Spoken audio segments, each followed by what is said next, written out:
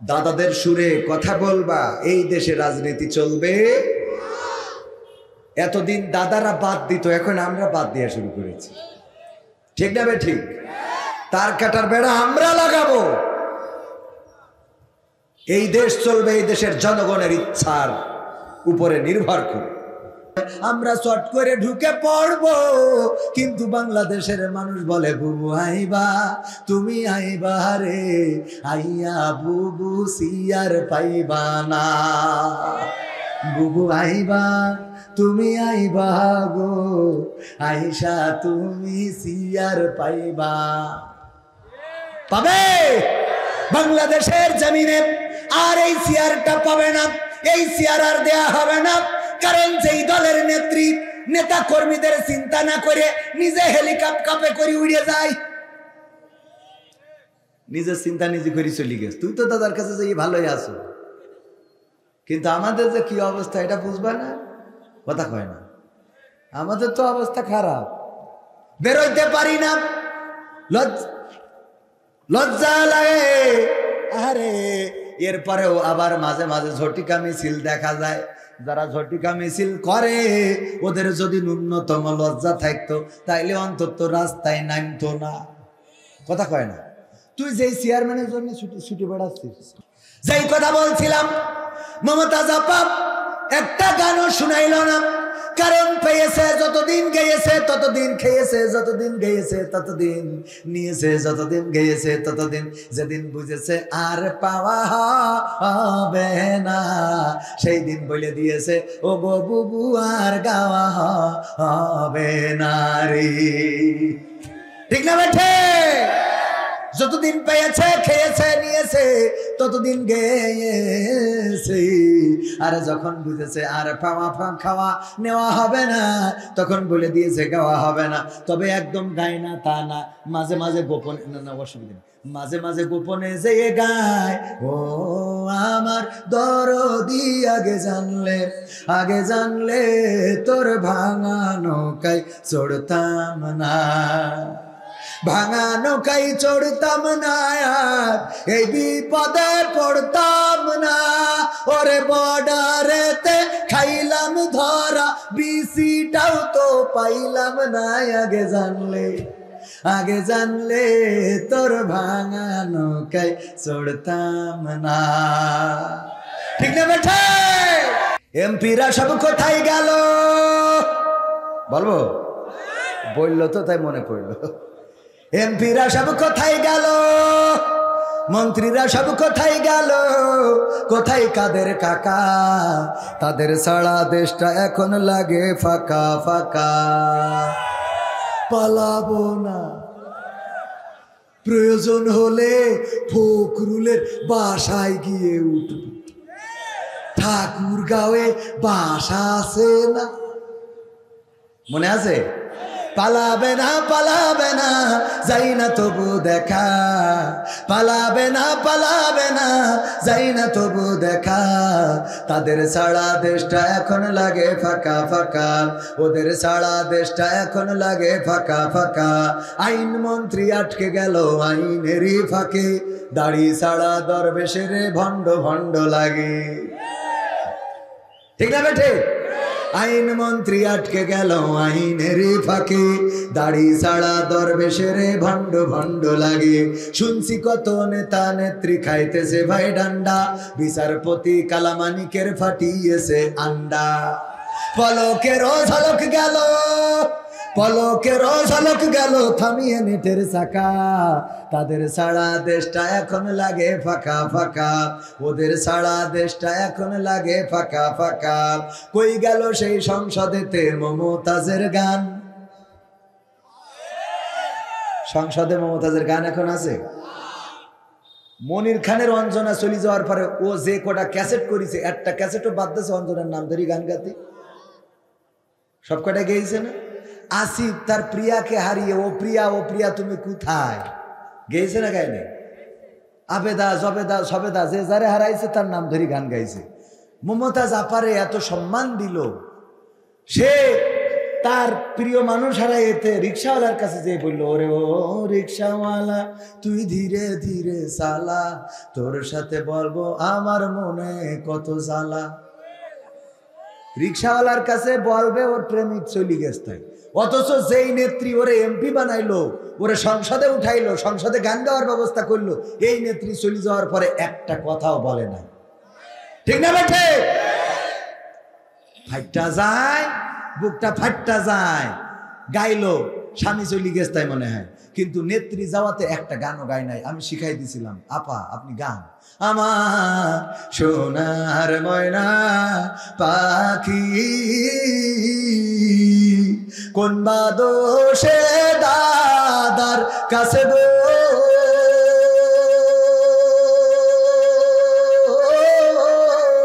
আমরা দেশে কেমনে থাকি রে আমার কলজের ময়না পাখি।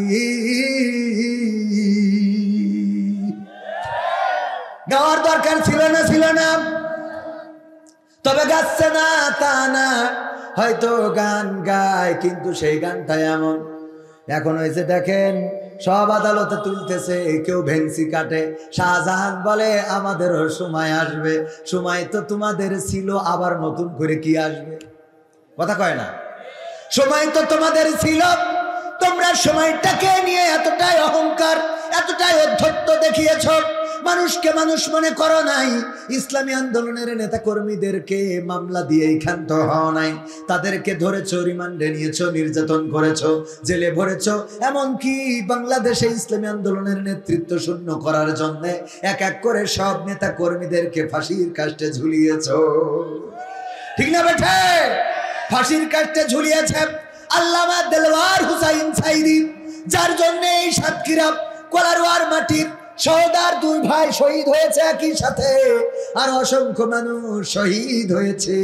ওগো আমার ভাইয়েরা, এই কোরআনের পাখি আল্লামা দেলওয়ার হুসাইন সাইদিকে তারা কারাগারে রেখেই ক্ষান্ত হয় নাই, বরং এই মানুষটাকে ইনজেকশন পুশ করে এই পৃথিবী থেকে বিদায় করে দিয়েছে। বলেন ঠিক কিনা? অধ্যত্ত এতটাই ছিল, আল্লামা সাইদি ইন্তেকালের পরে তার জানাজাটাও পড়তে দেয় নাই ঢাকা শহরে।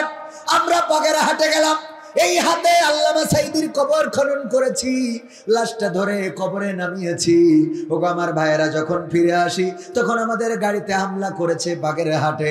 যারা হামলা করেছিলেন, খুলনায় যারা কবর দিতে দাও নাই, আল্লামা সাইদির ওসিয়ত ছিল যে তার কবরটা যেন সিদ্দিকিয়া আলিয়া মাদ্রাসায় হয়, কিন্তু সেখানে কবর দিতে দেয় নাই। ওইখানে দাঁড়ায় স্লোগান দিল, বাংলার ইহুদি দেলওয়ার হুসাইন সাইদি। বলেন নাউজুবিল্লাহ। যারা বাংলার ইহুদি দেলওয়ার হুসাইন সাইদি এই কথা বলেছিল, আল্লাহ ধরে ধরে ধরে না, ধরলে আল্লাহ ছাড়ে না। আজকে সেই সাইদির সন্তানেরা আছে, সাইদি প্রেমিকেরা আছে, সাইদির কবরও আছে, কিন্তু যারা এগুলো বলেছিল তাদের দেখা মেলে না। ঠিক না বেঠে? দেখে তো মেলে না, মেলে না। শুধু তাই না, তারা কোথায় আছে, তাদের কবর বাংলার জমিনে হবে কিনা সন্দেহ। মাঝে মাঝে বলে, আমার ভাইরা মাথায় রাখবেন, ইসলামী আন্দোলন, কোরআনের পথ, আল্লাহর পথ, রাসূলের পথ, এটাই এমন যে পৃথিবীর পরে যদি বেঁচে থাকেন পাবেন সম্মান, আর যদি মারাও যান তাও সম্মানের জীবন নিয়ে মারা যাবেন। আমাদের যারা নেতৃবৃন্দ ছিল তারা এমন ছিল, ফাঁসির রশি দেখে কখনো কাঁপে নাই, ফাঁসির রশি তাদেরকে টলাতে পারে নাই, বরং তারা ফাঁসির আগে জিজ্ঞাসা করেছে সন্তানের কাছে, ওগো আমার কলিজার টুকরা সন্তান, বলো দেখি ফাঁসির কাষ্ঠে কেমন করে ঝুলবো? ফাঁসির কাষ্ঠে কি লুঙ্গি পরে যাব নাকি পায়জামা পরে যাব? আমার কবর দিতে যাবে পাবনায় কে? সাথিয়ায় অনেক দূরের পথ, রাস্তাটাও তত বেশি ভালো না, সুতরাং তোমাদের মাকে সাথে নিবা না, অসুস্থ হয়ে যেতে পারে, তোমরা যেও আমার কবরটা দিয়ে এসো। এমন কথা মৃত্যুর আগের দিন তারাই বলতে পারে যারা নিজেদের একেবারে আল্লাহর কাছে সমর্পণ করে দিয়েছে, যারা বলেছে ইন্না সলাতি ওয়া নুসুকি ওয়া মাহইয়ায়া ওয়া মামাতি লিল্লাহি রাব্বিল আলামিন, নিশ্চয় আমার সালাত, আমার কুরবানি, আমার জীবন, আমার মরণ সবকিছু বিশ্ব প্রতিপালক আল্লাহর জন্য। এই কথা যারা বলে দিতে পারে তাদের আর কোনো ভয় থাকে না, তাদের আর কোনো টেনশন থাকে না, দুশ্চিন্তা থাকে না, তাদের আর কোনো অন্য কোনো ভয় ভীতি কাজ করে না। তারা চিন্তা করে মরলেও ভালো, বাঁচলেও ভালো, দুনিয়ায়ও ভালো, আখেরাতেও ভালো, উপরেও ভালো, নিচেও ভালো, আমাদের খারাপ জায়গা বলে কোনো জায়গা নাই। কথা কয় না, ঠিক না বেঠে? আমার ভাইজান উনি গরু পালন করে, গরু একটা ছেড়ে দিয়ে এসেছে মাঠে খাওয়ার জন্যে। গরু যেন ঘাস খেয়ে বেঁচে থাকতে পারে বা ভালো করে নিজের পেটটা তওনা করে নিতে পারে, নিজের পেটটা ভরাতে পারে। গরু যেখানে খাচ্ছে, হঠাৎ করে পাশে থাকা একটা জঙ্গল থেকে বাঘ বের হয়ে গরুরে দৌড়ানি দিয়েছে, ধরার জন্য পিছু নিয়েছে গরু। গরুরে যখন বাঘ ধরবে, গরু এটা দেখে চুপচাপ বসে থাকে না, গরু বলে আয় দেখবো খেলা হবে, বলে খেলা হবে, বলে কথা না, বলে না, বরং গরু দেয় দৌড়, গরু দিয়েছে দৌড়, বাঘও দৌড়ায়, গরু দৌড়ায়, বাঘও দৌড়ায়। গরু বুঝতে পেরেছে বাঘের সাথে দৌড়ায় এত পারা যাবে না, কারণ বাঘের দৌড়ের গতি কম না বেশি, গরুর দৌড়ের গতি কম। এই জন্য গরু চিন্তা করলো পাশে থাকা একটা নরম কাদাওয়ালা ক্ষেত আছে, বুদ্ধি করে ওই ক্ষেতের মধ্যে দিয়েছে লাফ, 4 হাত পা একসাথে ডেবে গেছে বাঘ ধরার জন্য। বাঘও যখন লাফ দিয়েছে, গরুর থেকে বাঘের দৌড়ের গতি বেশি থাকার কারণে গরুরে রেখে 3 হাত সামনে যেয়ে পড়েছে। কয় হাত সামনে? বাঘেরও 4 হাত পা ডেবে গেছে কাদার মধ্যে। এমন কাদা অনেক জায়গায় আছে চূড়াবালির মতো, যতই বের হইতে চান ততই আটকে যায়, এমন আছে না নাই? গরু কোনো চিন্তা ছাড়াই বসে বসে পান চাবায়, আর বাঘ চিন্তা করে কি করে বের হব, কি করে বের হব, টানাটানি টানাটানি টানাটানি, কোনোভাবেই বের হইতে পারে না কাদায়। আর গরুর দিকে তাকায় আর দেখে ওর টেনশনই নাই, খালি বসে বসে জাবর কাটাছে। গরু, বাঘ বলতেছে গরু তুই তো আসলে গরু। ভাই কি হয় ভাই, গরু তো মানে ও তো অশিক্ষিত, স্কুলে যায়নি। বা ভাই কি হয় ভাই তোর এরকম আছে কেন? আরে গরু কি হয়েছে মানে, কাজটা কি করলি? কয় কি করলাম? এখনো কয় কি করলাম? আরে গরু, আমি যদি তোরে ধরতাম, আমি খাইতাম, আমি বাঁচতাম, তুই মারা যাতিস, অন্তত একজন তো বেঁচে থাকতাম। আবার তুই যদি দৌড়ায় পালাই যাতি পারতিস, তাইলে তুইও বেঁচে যাতিস, আমিও বেঁচে যেতাম। কিন্তু এমন একটা আকাম করেছো কাদার মধ্যে লাফ দিয়ে, এখন এই 4 হাত পা কোনোভাবে বের করতে পারি না, ছাড়াইতে পারি না, এখন তুমিও মরবা, আমিও মরব। কয়টা অসুবিধা কি ভাই? এই জন্যই তোরে লোক বলত বল। এই গরু অসুবিধার কথা বাদ দে, আমার কথা হলো যেই সময় আমরা আর বেরোইতে পারবো না, আমি টেনশন করতেছি কি করে বের হওয়া যায়, আর সেই সময় তুই জাবর কাটাচ্ছিস কোন আন্দাজে ডাকো, তোর জাবর কাটাইনো আসে কেমনে? গরু বলতেছে ও গো বাঘ ভাই, তোমারে আমি একটু ওয়াজ শোনাবো, কান খুলে শোনো। কি ওয়াজ? ইন্না সালাতি ওয়া নুসুকি ওয়া মাহইয়ায়া ওয়া মামাতি লিল্লাহি রাব্বিল আলামিন। আল্লাহু আকবার। গরু বলছে গো ভাই, তুমি বনে থাকো, তোমার কোনো মালিক নাই, তোমার কোনো অভিভাবক নাই, তোমার কোনো গার্জিয়ান নাই, তোমার কোনো গার্ডিয়ান নাই, কিন্তু আমি গ্রামে থাকি, শহরে থাকি, আমার একজন অভিভাবক আছে, এই যে হুজুর মাওলানা সাহেব, উনি আমার অভিভাবক। উনি ওয়াজের স্টেজে বসে আছে, যখন মাহফিল শেষ হয়ে যাবে বাড়িতে এসে গোয়াল ঘরে লাইট মারবে, মারার পরে যখন দেখবে আমি নাই, তখন আমার খোঁজার জন্য মাঠে চলে আসবে। এসে মাঠে খুঁজতে খুঁজতে খুঁজতে খুঁজতে যখন আমারেও পাবে, তোমারেও পাবে, তখন আমার মালিক আমারে বের করে নিয়ে যাবে, আর তোমার ওইখানে বাড়ে খাদার মধ্যে খবর দিয়ে তারপরে বাড়ি যাবে। বলে এরম করবে কেন? কই সেইটাই তো শুনালাম, ইন্না সালাতি ওয়া নুসুকি ওয়া মাহইয়ায়া ওয়া মামাতি লিল্লাহি রাব্বিল আলামিন। কারণ হলো আমি আমার মালিকের কাছে বলে দিছি, আমার নাঙল টানা, আমার জল টানা, আমার গাড়ি টানা, আমার বাসুই দিয়া, আমার ধান তুলা, আমার দুধ দিয়া, আমার বাছুর দিয়া সব তোমার জন্য। এই কথা যেদিন থেকে মালিকের বলে দিছি, ওই দিন থেকে মালিক আমার খোল দিয়ে শানি মাখাইয়ে খাওয়ায়, আমার জন্য সবুজ কচি ঘাস কেটে এনে খাওয়ায়, আমার জন্য সে টেনশন করে করে, আমার ঘরে তালা মেরে রাখে, আমার রাত্রি আবার লাইট মেরে দেখে, মশা লাগলে আবার কয়েল ধরাই দেয়, আবার মাঝে মাঝে ধুমা করিতে মশাগুলো তাড়াই দেয়। এমনি ভাবে আমার অসুখ হইলে ডাক্তার ডেকে নিয়ে আসে। আমার প্রসব যন্ত্রণা যখন শুরু হয়ে যায় তখন লোকজন এনে বলে শিগগিরই এসো, আমাদের নেদা হবে রে। আমার মালিক, আমি তার কাছে নিবেদিত, আমি তার কাছে সমর্পণ করে দিয়েছি।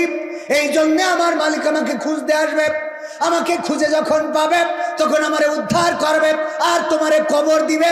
এইটাই হলো আত্মসমর্পণ করা। ওগো আমার বাঘ ভাই, বলো এইবার আমি জাবর কাটাবো না তুমি কাটাবা? কথা কি বোঝা গেছে? এখন বলো, জাবর আমি কাটাবো না তুমি কাটাবা? বুঝে নেন ভাইরা আমার, যারা আল্লাহর কাছে নিজেদের মাথাকে নত করে দেয়, বলেন না সলাতি ওয়া নুসুকি ওয়া মাহইয়ায়া ওয়া মামাতি লিল্লাহি রাব্বিল আলামিন। নিশ্চয় আমার সলাত, আমার কুরবানি, আমার হায়াত, আমার মাউত বিশ্ব প্রতিপালক আল্লাহর জন্য। ওরা যখন ফাঁসির কাষ্টে যায় তখনও জাবর কাটায়, আবার যখন মন্ত্রিত্বের চেয়ার পায় তখনও জাবর কাটায়। কথা কয় না? কারণ কি? কারণ হলো তারা জানে আমাদের মালিক আছে। মালিককে আমরা আল্লাহর কাছে বলে দিয়েছি সব তোমার জন্য, জীবন মরণ সব তোমার জন্য, ওগো রব তোমার জন্য নিবেদিত করে দিয়েছি। সুতরাং আমাদের হাতে হ্যান্ডকাপ লাগাইলেও আমাদের মুখের হাসি কেড়ে নিতে পারে না, আমাদের রিমান্ডে নিলেও মুখের হাসি কাটতে পারে না, আমাদের যাবজ্জীবন জেলে দিয়েও আমাদের মনোবল ভাঙতে পারে না, আমাদেরকে ফাঁসির কাষ্টে ঝুলাইলেও আমাদের মনোবল ভাঙতে পারে না। কারণ আমরা তো এই পৃথিবীতে জন্ম নিয়েছি শহীদ হয়ে, শহীদি মৃত্যু আকাঙ্ক্ষা করেই এই পৃথিবীর পরে চলি। আমরা জন্ম নিয়েছি মৃত্যু দিয়েই, সেটা আল্লাহর কাছে আমাদের জীবনটা সমর্পণ করে দিয়ে প্রমাণ করে দেব, ওগো রব আমাদের সবকিছু তোমার জন্যই নিবেদিত। ঠিক না বেঠে? তাইলে আল্লাহর জন্য যদি নিবেদিত হন, আর চিন্তার কি কোনো কারণ আছে? আছে। সে আল্লাহর জন্য সমর্পণ করার দরকার আছে না নাই?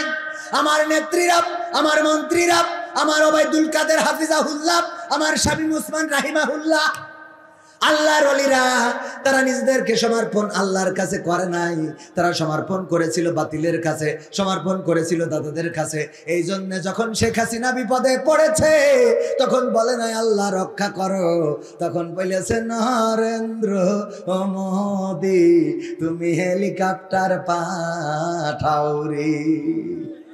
ঠিক না বেঠিক? হ্যাঁ, এটা রিকোয়েস্ট।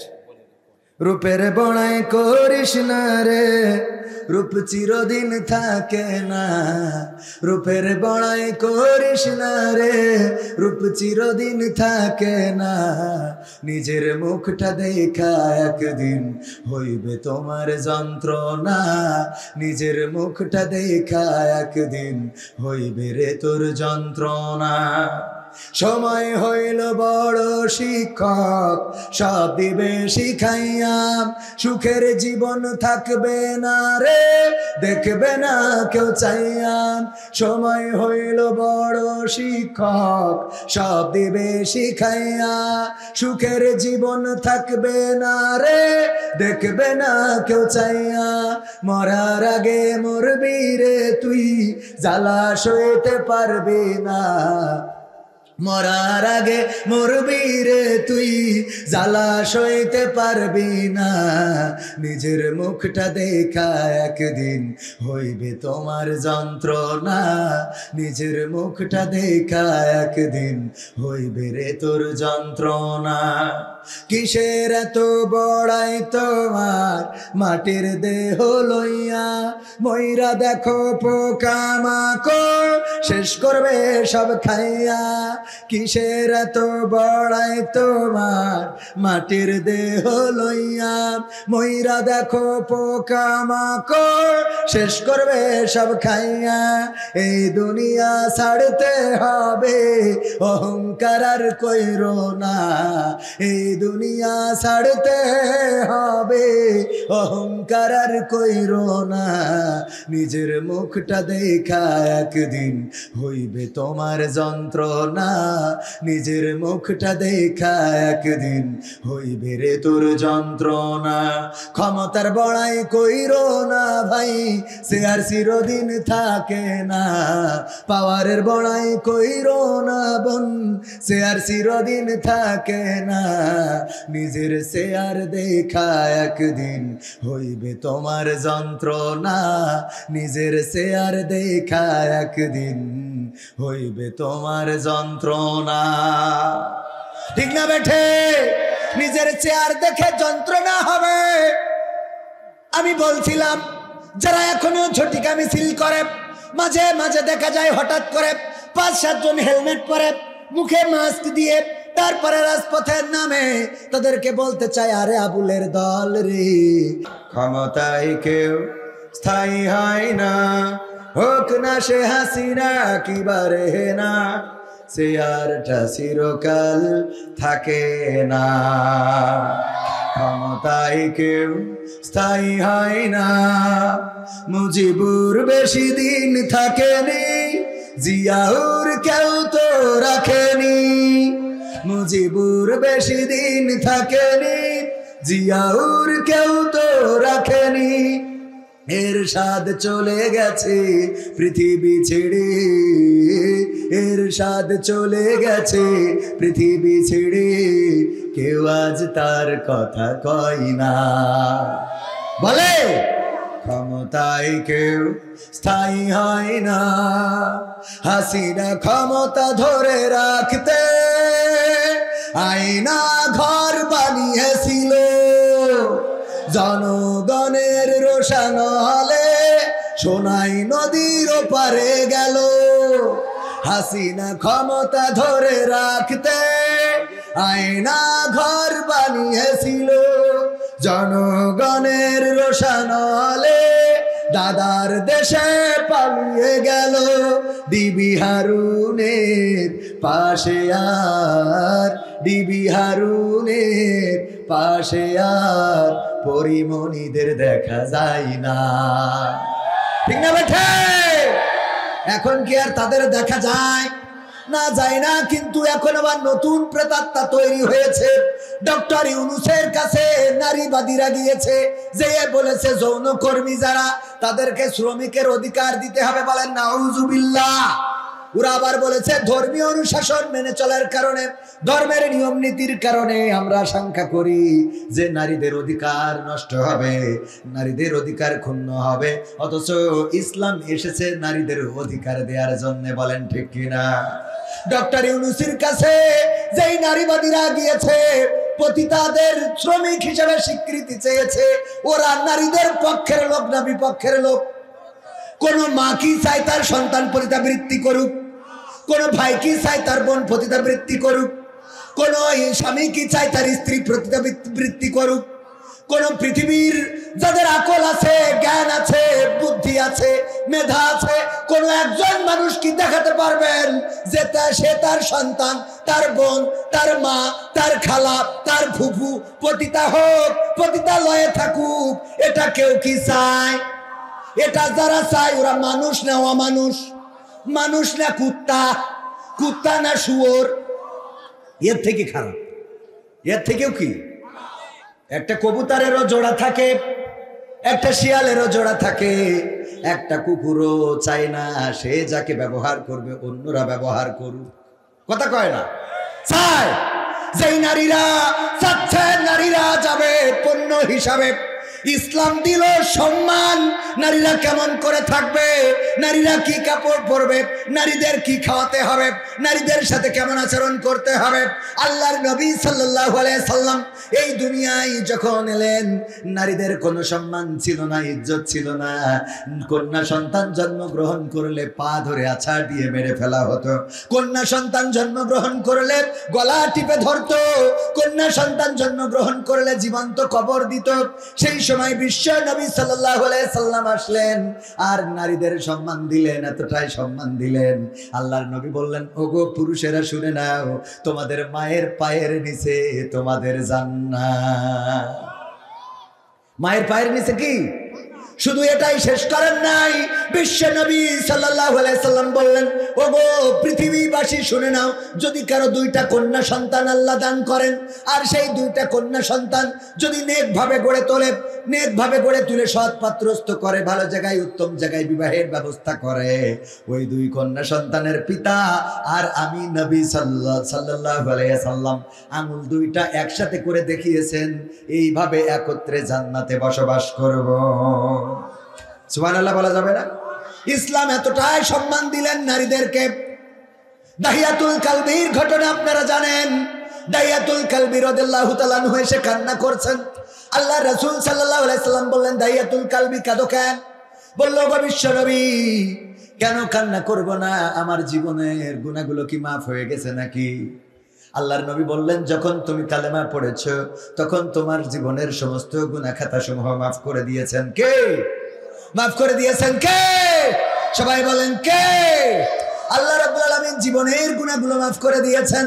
দাহিয়াতুল কালবি বললেন, ওগো বিশ্ব নবী, আমার ভয় হয় আমার জীবনে এমন একটা গুনাহ আছে যেটা হয়তো আল্লাহ ক্ষমা করেন নাই।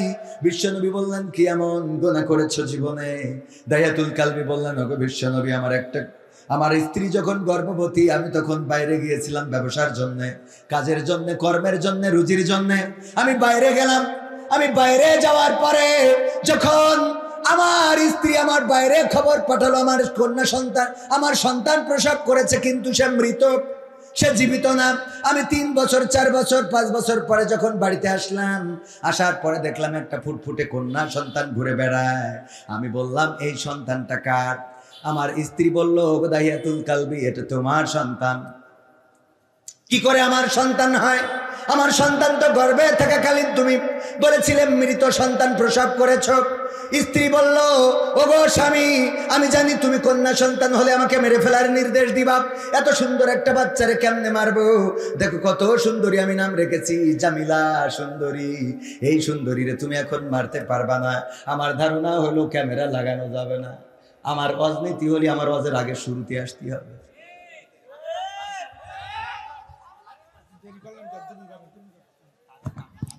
তাড়াতাড়ি আপনি আমলিক করি বেড়াবেন আর এসে থেকে নিচে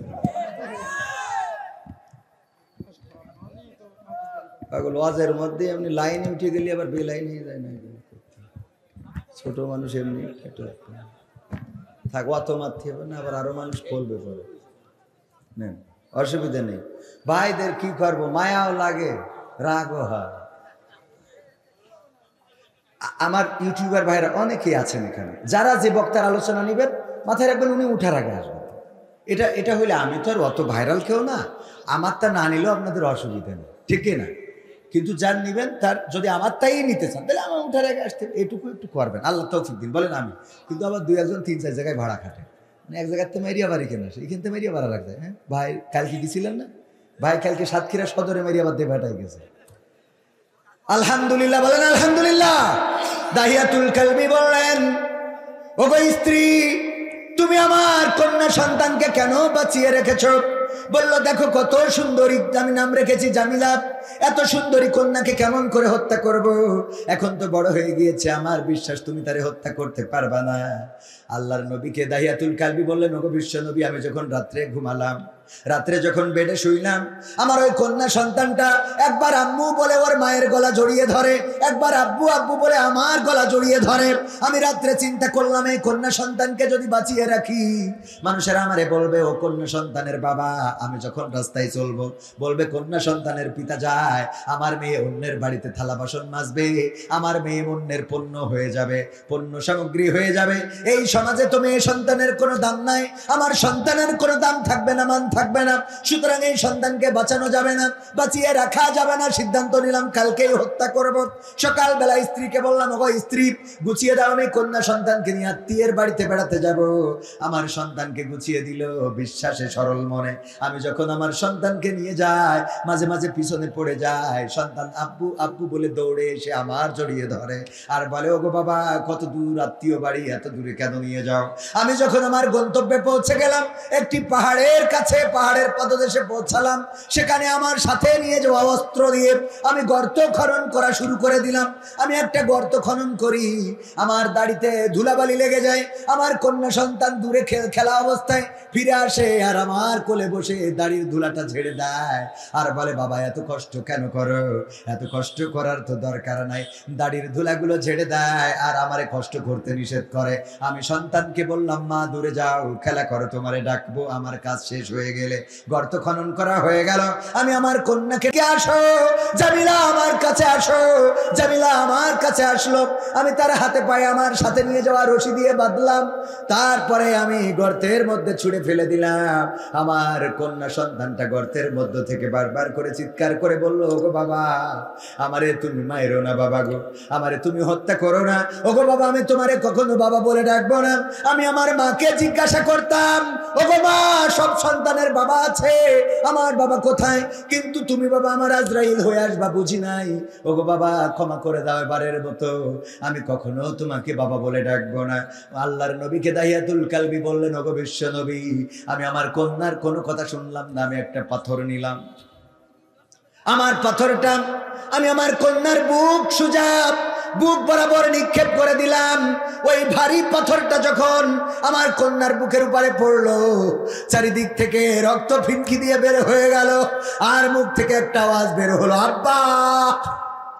আমি এখনো যখন পথ চলি, হঠাৎ করে আমার কন্যার সেই আব্বা চিৎকারটা শুনতে পায়। আমার কন্যা যেন চিৎকার করে বলে, আব্বা, আব্বা। এই চিৎকারটা আমি এখনো শুনি। আল্লাহর নবী যখন এই ঘটনা শুনছিলেন, কিতাবে এসেছে বিশ্ব নবী সাল্লাল্লাহু আলাইহি সাল্লামের চোখ থেকে অশ্রু ঝরে দাড়ি ভিজে টপ টপ করে মাটিতে পড়ছিল। আল্লাহর নবী বললেন, ওগো দাহিয়াতুল কালবি, তোমরা জাহিলিয়াতের যুগে কতটা নিষ্ঠুর ছিলে, কতটা পাষাণ ছিলে। তোমরা এতটাই পাষাণ ছিলে, নিজেদের কন্যাদেরকে এমন ভাবে হত্যা করেছো। তোমরা নিকৃষ্ট ছিলে। কিন্তু শুনে নাও, আল্লাহ রাব্বুল আলামিন নারীদেরকে সম্মান দিয়েছেন, ইজ্জত দিয়েছেন, নারীদের সম্পদে অধিকার দিয়েছেন, নারীদের স্বামীর কাছে অধিকার দিয়েছেন, বাবার কাছে, সন্তানের কাছে অধিকার দিয়েছেন। আর দাহিয়াতুল কালবি, তুমি যখন কালেমা পড়েছো, ইসলামের নীতি নিয়ম কানুন মেনে নিয়েছো, তখন তোমার জীবনের গুনাহ খাতাগুলো মাফ হয়ে গিয়েছে। ওগো আমার ভাইয়েরা, ইসলাম এমন করেই সম্মান দিয়েছেন নারীদেরকে। আর এখনকার নারীবাদীরা, তারা ইসলামের বাইরে যেয়ে নারীদের অধিকার খুঁজে বেড়ায়, অথচ তারা পতিতাবৃত্তিতে উৎসাহিত করে। পতিতাবৃত্তিকে তারা শ্রমিকের অধিকার খুঁজতে চায়। পতিতাবৃত্তি কোনো মানুষ পছন্দ করতে পারে না। যারা পছন্দ করে ওরা মানুষ না, ওরা কুত্তা, ওরা শূকর, ওরা শিয়াল, ওরা ভেড়া, ওরা ঘোড়া, বরং তার চেয়ে বালহুম আদাল, তার চেয়ে নিকৃষ্ট। ঠিক না বেঠে? এর চেয়ে নিকৃষ্ট না হইলে পতিতাবৃত্তি, আমি এটাই তো একটা কমন সেন্স লাগে। নিজের মা যদি এই কাজ করে, মানবে কেউ? আহা, ডক্টর ইউনূসের কাছে যারা গেছে, এইগুলোরে ডক্টর ইউনূস সাহেব আবার নিয়ে ছবি তুলে ফেসবুকে দিয়েছে। এতে ছবি তুলে না, বরং সবগুলোকে আস্ত টানায় দেওয়ার দরকার ছিল। বলেন ঠিক কিনা? কারণ নারীদের অধিকার নিয়ে তারা খেলা করতেছে, তামাশা। আমরা নারীদের সম্মান দিলাম যে তারা সম্মান নিয়ে থাকবে, স্বামীর ঘরে থাকবে, ইজ্জতের সাথে বসবাস করবে, সম্পদে অধিকার, সন্তানে অধিকার। আর পতিতাবৃত্তি করলে কি হবে? মানে থাকিরা যাবেন, এটা ভালো ছিল, মানে খারাপরা যাবে, মদখোর, গাঁজাখোর, ফেন্সিখোর, ডাইলখোর, মুখ দিয়ে সুসর গন্ধ বেরোয়, ওরা যে ইতে টাকা দিয়ে, হ্যাঁ হ্যাঁ হ্যাঁ, এটা চাই কি? এরা যারা চায়, এরা মানুষ, আমার তো মানুষ, আমি তো এদের পশু বলতেও ঘৃণা হচ্ছে। বরং এর বাইরে কিছু আছে কিনা? আছে, এলিয়েন, হাইওয়ান, হ্যাঁ, কসাম, আর এক শয়তান। এরা পরে আর মানে আওয়াজ করে খাই দেবে না।